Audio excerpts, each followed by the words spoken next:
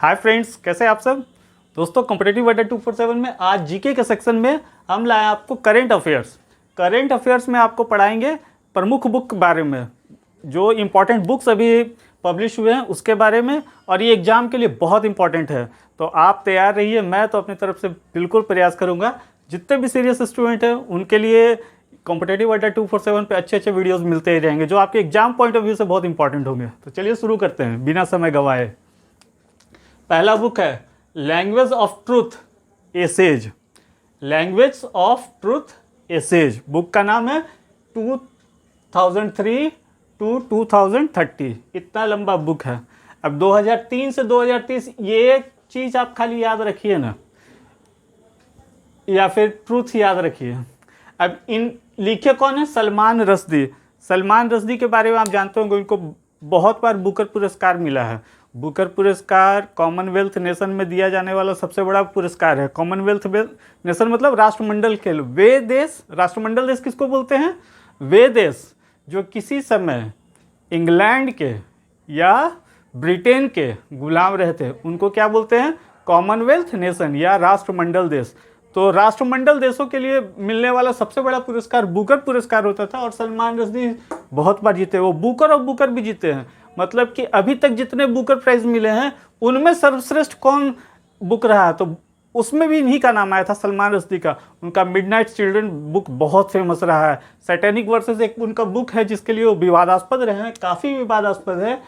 Indian नागरिक है, Britain में रहते हैं, इसलिए रहते हैं क्योंकि बहुत सारे मुस्लिम संगठनों ने इन पर फतवा जारी किया है। वो इस्लाम के खिलाफ शायद कुछ लिखते हैं जो इस्लाम के खिलाफ जाता है, और इसलिए उन पर फतवा जारी हुआ है। तो सलमान रश्दी का नाम आप रट लीजिए। इनका बहुत सारा बुक है, अक्सर एग्जाम में पूछते रहता है। तो लैंग्वेज ऑफ ट्रूथ ये कहते हैं कि हम सच ही बोलते हैं, और 2003 से 2030 तक के बारे में ये बोले हैं, ऐसे लिखे हैं एक। तो ऐसे करके आप याद कर लीजिए कि सलमान रश्दी सच्चाई के बारे में ऐसे लिखे हैं 2003 से 2030 में क्या क्या होगा।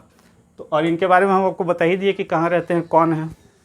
चलिए, वेयर अबाउट्स ए नॉवेल, एक और बहुत प्रसिद्ध लेखिका हैं झुम्पा लाहिड़ी। इनकी भी पहले बहुत सारी किताबें बहुत फेमस रही, ये भी बुकर पुरस्कार जीत चुकी हैं। तो एकदम बहुत इंपॉर्टेंट है where abouts.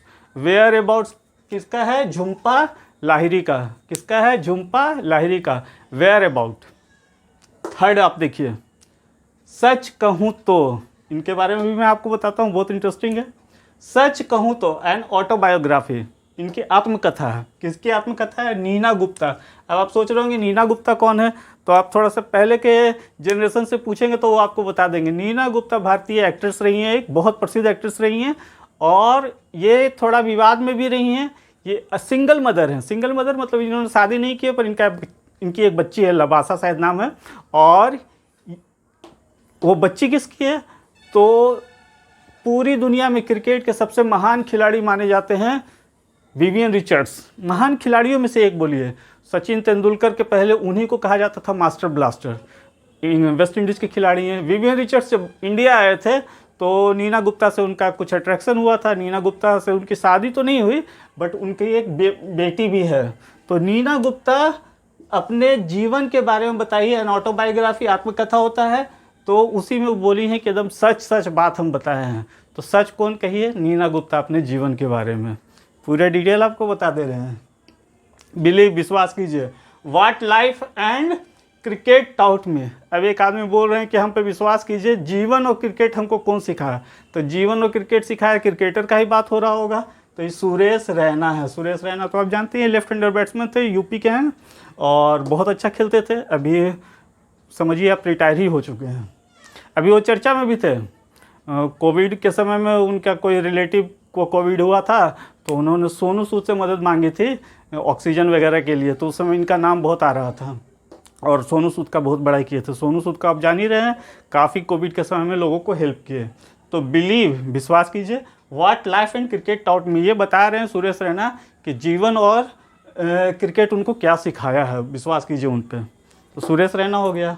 The war that made raw, युद्ध जिसके कारण रॉ का गठन हुआ। रॉ जानते हैं ना? Research and analysis wing, RAW। अक्सर फुल फॉर्म भी पूछता है एग्जाम में। Research and analysis wing, Bharat का रॉ जो है वो गुप्तचर एजेंसी है, ठीक है। वो बाहर के देशों के बारे में जासूसी वगैरह में इनका काम, हाँ ये काम होता है।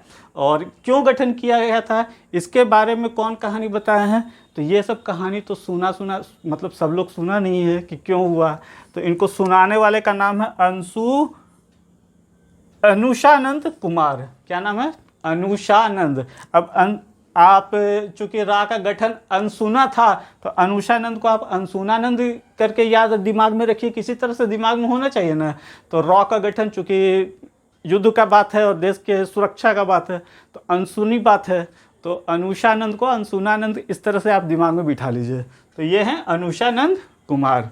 लास्ट वन है आपका 6, an ordinary life, portrait of an Indian generation. Ordinary life, साधारण जीवन। अब इसका स्केच खींचे हैं इंडियन जनरेशन के बारे में। कौन खींचे हैं भाई? तो ऑर्डिनरी लाइफ तो बड़ा शोक वाला बात है, दुख वाला बात है कि हम लोग ऑर्डिनरी लाइफ जी रहे हैं, जैसा इनका बुक का नाम से कुछ निकल के आ रहा है इंडियन जनरेशन के बारे में कि ऑर्डिनरी लाइफ है। तो ये शोक का बात है।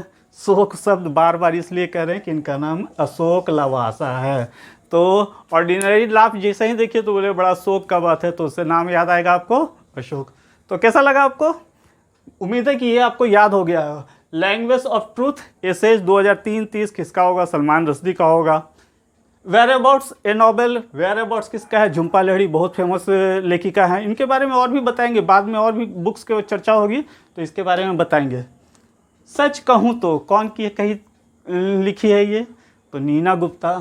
बिलीव, विश्वास कीजिए, what life and cricket taught में, Suresh Raina. The war that made raw, raw के बाद कौन अनसुना बात है? नहीं, अनुषानंद Kumar. An ordinary life, portrait of an Indian generation. अब इसमें शोक का बात हो गया तो अशोक। तो कैसा लगा वीडियो ज़रूर बताइएगा। अच्छा लगा तो चैनल को सब्सक्राइब करना नहीं भूलिए, ओके। क्योंकि जब आप सब्सक्राइब करते हैं तो मेरा उत्साह बढ़ता है, तो आपके साथ मैं भी मेहनत करता हूँ ज़्यादा। Okay, bye.